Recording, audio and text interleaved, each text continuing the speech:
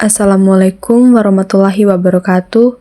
Perkenalkan, saya Yasvindo Lole dengan NIM A40123016.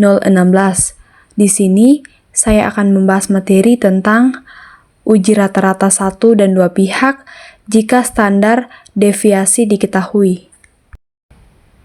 Selanjutnya, pengertian dari uji rata-rata satu dan dua pihak dengan standar deviasi diketahui menggunakan uji Z. Uji Z digunakan untuk membandingkan rata-rata sampel dengan rata-rata populasi atau membandingkan rata-rata dua sampel ketika standar deviasi populasi atau sampel diketahui. Selanjutnya, definisi uji satu pihak, hipotesis satu pihak atau one tail. Biasanya digunakan untuk melihat apakah nilai rata-rata dari sampel lebih atau kurang dari atau sama dengan dari nilai acuan. Hipotesis satu pihak terbagi dalam dua bentuk, yaitu hipotesis arah kanan dan hipotesis arah kiri. Selanjutnya definisi dua pihak atau two-tail. Hipotesis dua arah digunakan untuk melihat apakah nilai rata-rata sampel tunggal sama dengan nilai acuan atau tidak sama dengan H0, mu sama dengan mu0 rata-rata sampel sama dengan nilai acuan HA, mu tidak sama dengan mu0 rata-rata sampel tidak sama dengan nilai acuan. Kita masuk pada soal. Dalam suatu penelitian seorang dosen terhadap mahasiswanya, seorang dosen ingin mengetahui apakah nilai ujian mahasiswa yang diasuhnya memiliki kimian lebih dari 70. Nilai ujiannya sebagai berikut, dan juga hipotesis yang digunakan adalah uji pihak kanan. Dan nilai ujian tersebut kita masukkan pada aplikasi SPSS, tepatnya pada data view, kemudian kita masuk pada variabel view. Setelah kita klik variabel view, pada bagian name, kita ubah menjadi nilai. Untuk bagian labelnya itu, kita klik nilai ujian, selanjutnya kita masuk pada value, value-nya itu dia tetap. Pada bagian tipe, untuk stringnya kita ubah menjadi bagian untuk nominalnya itu numerik. Kita ubah menjadi lalu scale. Setelah kita klik numerik, kita klik OK. Untuk bagian widgetnya tetap dan desimalnya itu tetap 0. Kemudian kita masuk pada label.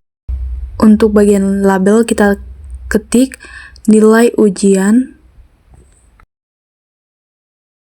Untuk value-nya itu dia tetap. Untuk missing-nya itu dia tetap. Selanjutnya kita masuk pada measure. Measure-nya itu kita ubah menjadi scale. Kemudian kita masuk pada analyze. Kita klik bagian analyze. Lalu kita pilih pada bagian comparements. Lalu selanjutnya kita klik pada bagian one sample test.